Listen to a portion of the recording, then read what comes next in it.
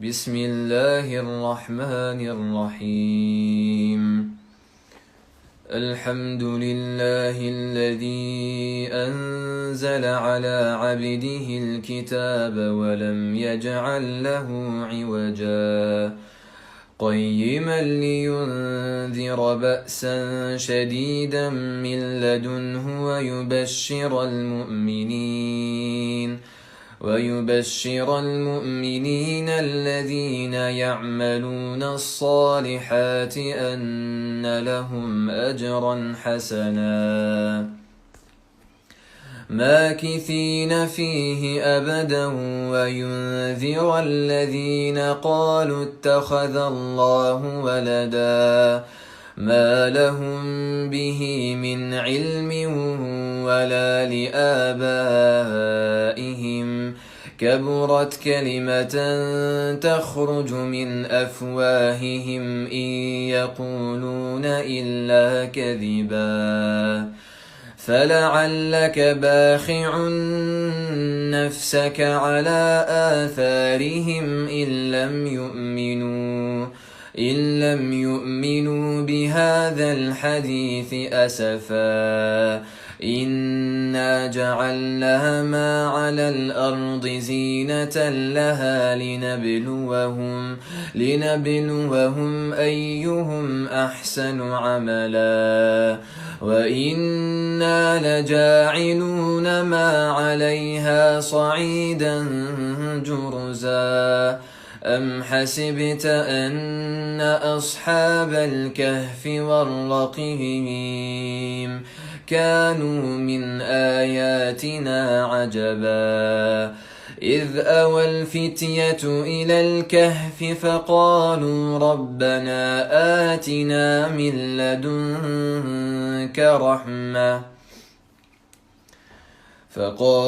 ربنا آتنا من لدنك رحمة وهيئ لنا من أمرنا رشدا فضربنا على آذانهم في الكهف سنين عددا ثم بعثناهم لنعلم أي الحزبين أحصى لما لبثوا أمدا نحن نقص عليك نبأهم بالحق إنهم فتية آمنوا بربهم وزدناهم هدى وربطنا على قلوبهم إذ قاموا فقالوا ربنا رب السماوات والأرض لن ندعو من دونه إلها لقد قلنا إذا شططا هؤلاء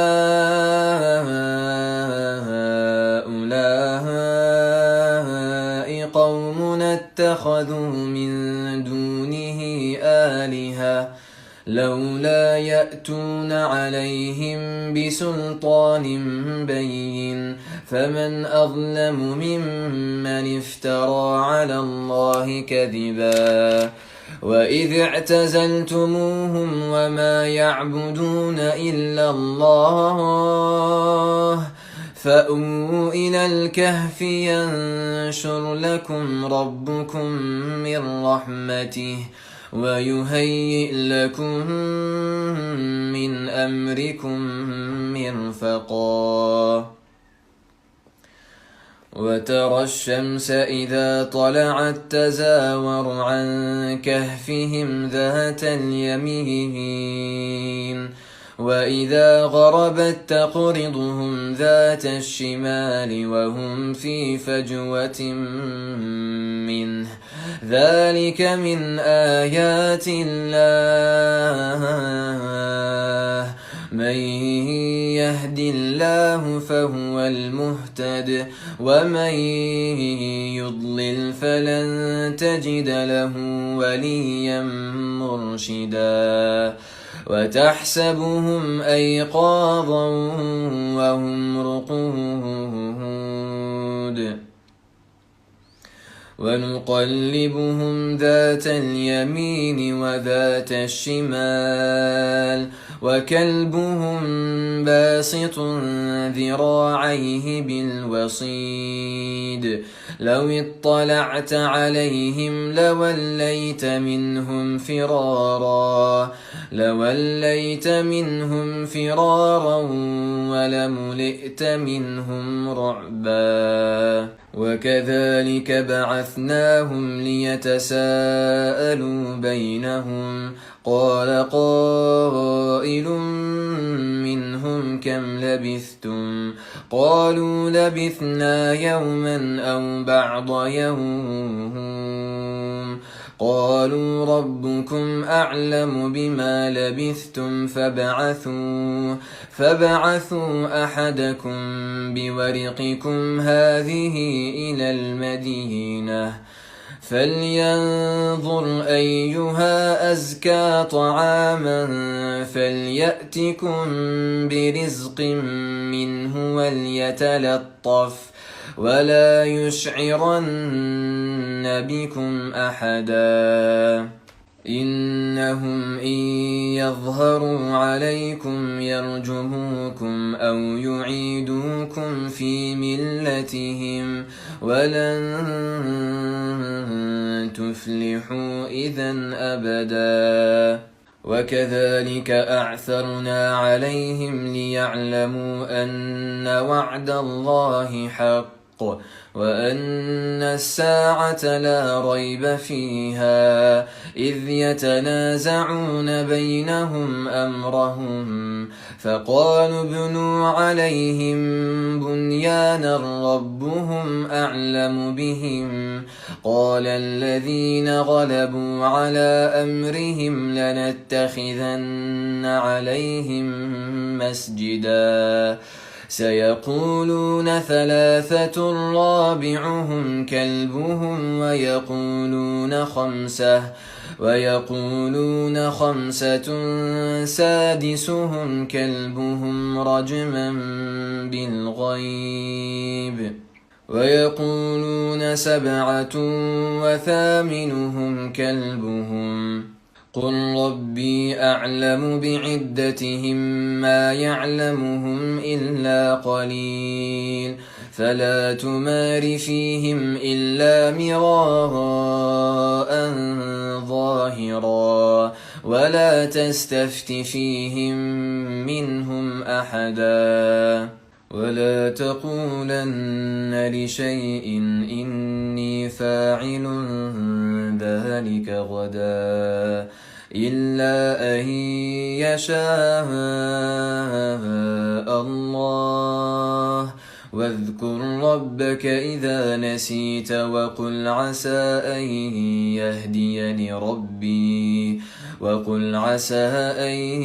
يهديني ربي لأقرب من هذا رشدا ولبثوا في كهفهم 300 سنين وازدادوا 9 قل الله أعلم بما لبثوا له غيب السماوات والأرض أبصر به وأسمع ما لهم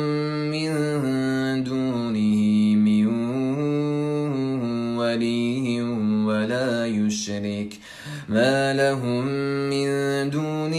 من ولي ولا يشرك في حكمه أحدا واتل ما أوحي إليك من كتاب ربك لا مبدل لكلماته ولن تجد من دونه ملتحدا واصبر نفسك مع الذين يدعون ربهم بالغداة والعشي يريدون وجهه ولا تعد عيناك عنهم تريد زينة الحياة الدنيا ولا تطع من أغفلنا قلبه عن ذكرنا واتبع هواه وكان أمره فرطا وقل الحق من ربكم فمن شاء فليؤمن ومن شاء فليكفر إنا أعتدنا للظالمين نارا أحاط بهم سرادقها وإن يستغيثوا يغاثوا بماء كالمهل يشوي الوجوه بئس الشراب وساءت مرتفقا إن الذين آمنوا وعملوا الصالحات إنا لا نضيع أجر من أحسن عملا أولئك لهم جنات عدن تجري من تحتهم الأنهار يحلون فيها من أساور من ذهب ويلبسون ثيابا خضرا من سندس واستبرق متكئين فيها على الأرائك نعم الثواب وحسنت مرتفقا واضرب لهم مثل الرجلين جعلنا لأحدهما جنتين من أعناب وحففناهما بنخل وجعلنا بينهما زرعا كلتا الجنتين آتت أكلها ولم تظلم منه شيئا وفجرنا خلالهما نهرا وكان له ثمر فقال لصاحبه وهو يحاوره أنا أكثر منك مالا وأعز نفرا ودخل جنته وهو ظالم لنفسه قال ما أظن أن تبيد هذه أبدا وما أظن الساعة قائمة ولئن رددت إلى ربي لأجدن خيرا منها منقلبا قال له صاحبه وهو يحاوره أكفرت بالذي خلقك من تراب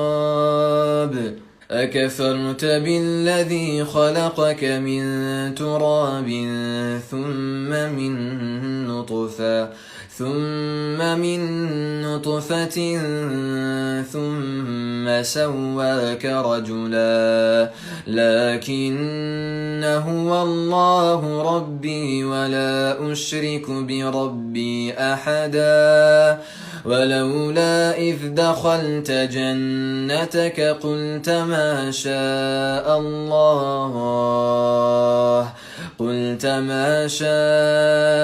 الله لا قوة إلا بالله إن ترني أنا أقل منك مالا وولدا فعسى ربي أن يؤتيني خيرا من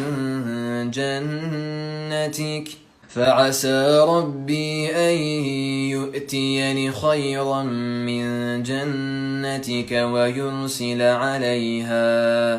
ويرسل عليها حسبانا من السماء فتصبح صعيدا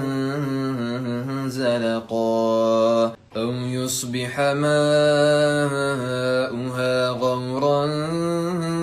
فلن تستطيع له طلبا وأحيط بثمره فأصبح يقلب كفيه على ما أنفق فيها وهي خاوية على عروشها ويقول يا ليتني لم أشرك بربي أحدا ولم تكن له فئة ينصرونه من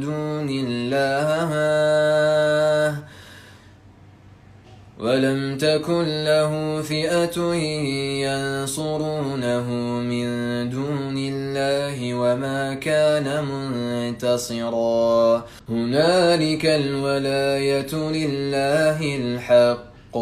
هو خير ثوابا وخير عقبا واضرب لهم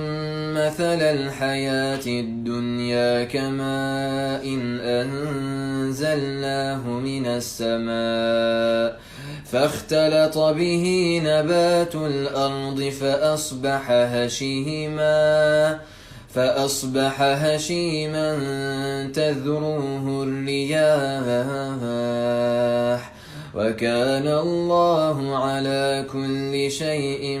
مقتدرا المال والبنون زينة الحياة الدنيا والباقيات الصالحات خير عند ربك ثوابا وخير أملا ويوم نسير الجبال وترى الأرض بارزة وحشرناهم فلم نغادر منهم أحدا وعرضوا على ربك صفا لقد جئتمونا كما خلقناكم أول مرة بل زعمتم أن لن نجعل لكم موعدا ووضع الكتاب فترى المجرمين مشفقين مما فيه ويقولون يا ويلتنا ما لهذا الكتاب لا يغادر صغيرة ولا كبيرة إلا أحصاها ووجدوا ما عملوا حاضرا ولا يظلم ربك أحدا وإذ قلنا للملائكة اسجدوا لآدم فسجدوا إلا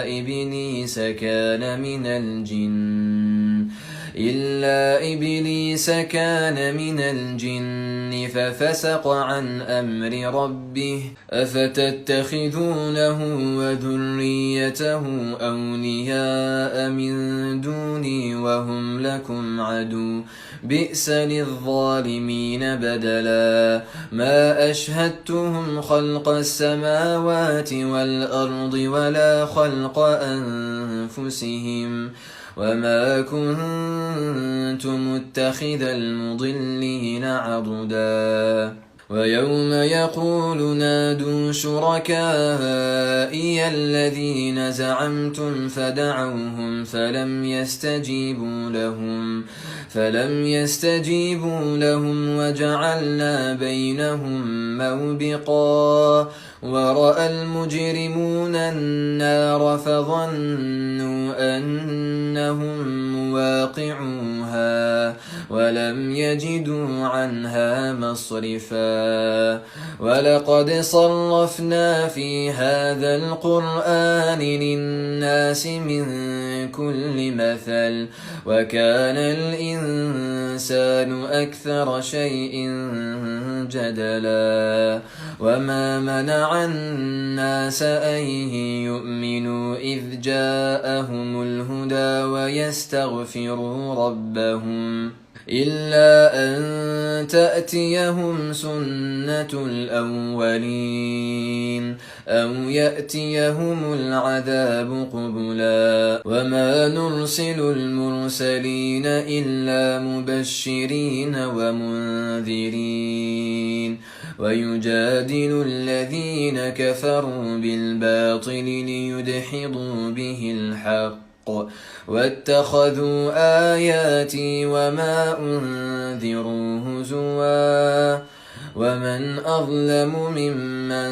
ذكر بآيات ربه فأعرض عنها فأعرض عنها ونسي ما قدمت يداه إنا جعلنا على قلوبهم أكنة أن يفقهوه وفي آذانهم وقرا وإن تدعهم إلى الهدى فلن يهتدوا إذا أبدا وربك الغفور ذو الرحمة لو يؤاخذهم بما كسبوا لعجل لهم العذاب بل لهم موعد لن يجدوا من دونه موئلا وتلك القرى أهلكناهم لما ظلموا وجعلنا لمهلكهم موعدا وإذ قال موسى لفتاه لا أبرح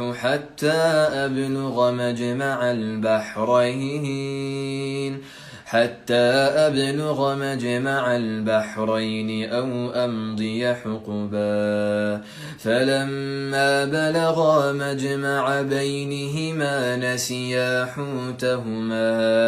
نسيا حوتهما فاتخذ سبيله في البحر سربا فلما جاوزا قال لفتاه آتنا غداءنا لقد لقينا من سفرنا هذا نصبا قال أرأيت إذ أوينا إلى الصخرة فإني نسيت الحوت وما أنسانيه إلا الشيطان أن أذكره واتخذ سبيله في البحر عجبا قال ذلك ما كنا نبغي فارتدا على آثارهما قصصا فوجدا عبدا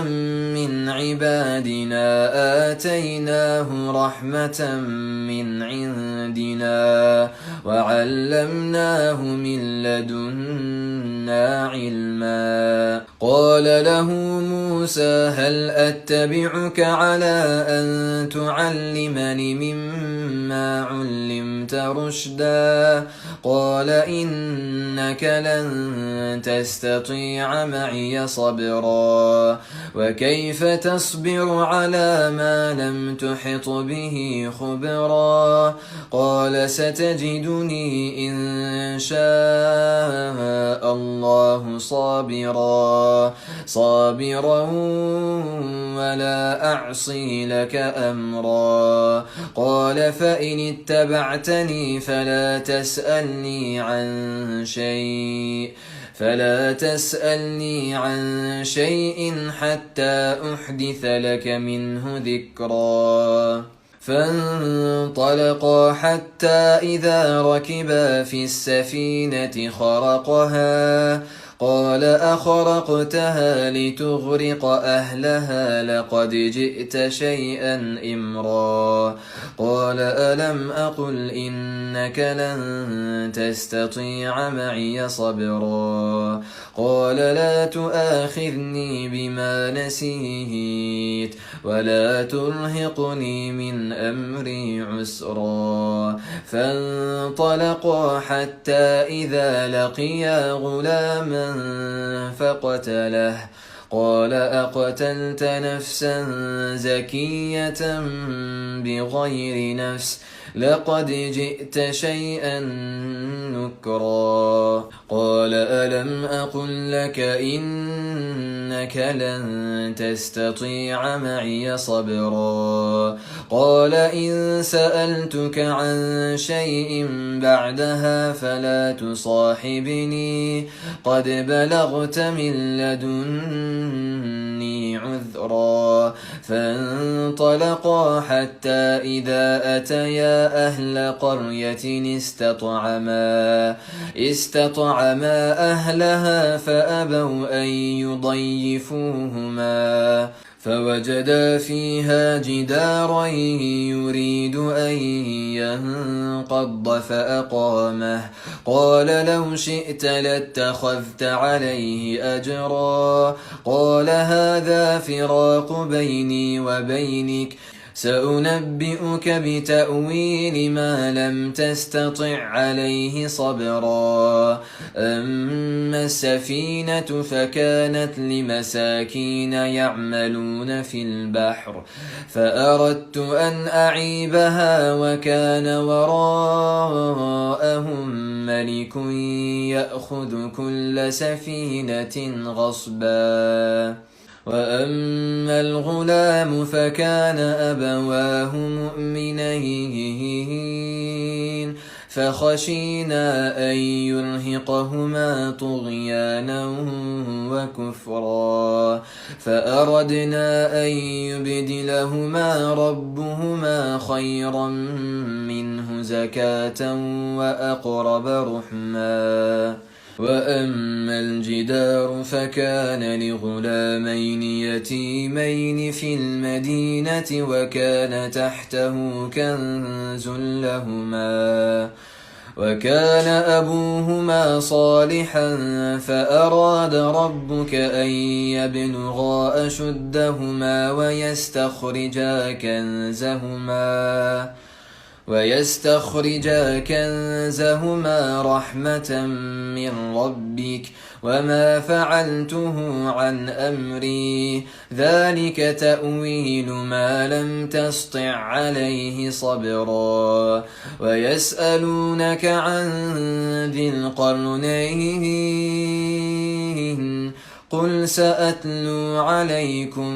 منه ذكرا إنا مكنا له في الأرض وآتيناه من كل شيء سببا فأتبع سببا حتى إذا بلغ مغرب الشمس وجدها تغرب في عين حمئة ووجد عندها قوما قلنا يا ذا القرنين إما أن تعذب وإما أن تتخذ فيهم حسنا قال أما من ظلم فسوف نعذبه ثم يرد إلى ربه فيعذبه عذابا نكرا وأما من آمن وعمل صالحا فله جزاء الحسنى وسنقول له من أمرنا يسرا ثم أتبع سببا حتى إذا بلغ مطلع الشمس وجدها تطلع على قوم لم نجعل لهم من دونها سترا كذلك وقد أحطنا بما لديه خبرا ثم أتبع سببا حتى إذا بلغ بين السدين وجد من دونهما قوما لا يكادون يفقهون قولا قالوا يا ذا القرنين إن يأجوج ومأجوج مفسدون في الأرض فهل نجعل لك خرجا على أن تجعل بيننا وبينهم سدا قال ما مكني فيه ربي خير فأعينوني بقوة أجعل بينكم وبينهم ردما آتوني زبر الحديد حتى إذا ساوى بين الصدفين قال انفخوا حتى إذا جعله نارا قال آتوني أفرغ عليه قطرا فما استطاعوا أن يظهروه وما استطاعوا له نقبا قال هذا رحمة من ربي فإذا جاء وعد ربي جعله دكا وكان وعد ربي حقا وتركنا بعضهم يومئذ يموج في بعض ونفخ في الصور فجمعناهم جمعا وعرضنا جهنم يومئذ للكافرين عرضا الذين كانت أعينهم في غطاء عن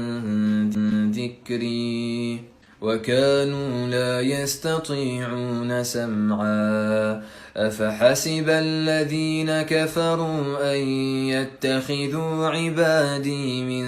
دوني أولياء إنا أعتدنا جهنم للكافرين نزلا قل هل ننبئكم بالأخسرين أعمالا الذين ضل سعيهم في الحياة الدنيا وهم يحسبون أنهم يحسنون صنعا أولئك الذين كفروا بآيات ربهم ولقائه فحبطت أعمالهم فلا نقيم لهم يوم القيامة وزنا ذلك جزاؤهم جهنم بما كفروا واتخذوا آياتي ورسلي هزوا إن الذين آمنوا وعملوا الصالحات كانت لهم جنات الفردوس نزلا خالدين فيها لا يبغون عنها حولا قل لو كان البحر مدادا لكلمات ربي لنفد البحر قبل أن تنفد كلمات ربي ولو جئنا بمثله مددا قل إنما أنا بشر مثلكم يوحى إلي أنما إلهكم إله واحد فمن كان يرجو لقاء ربه فليعمل عملا صالحا ولا يشرك بعبادة ربه أحدا.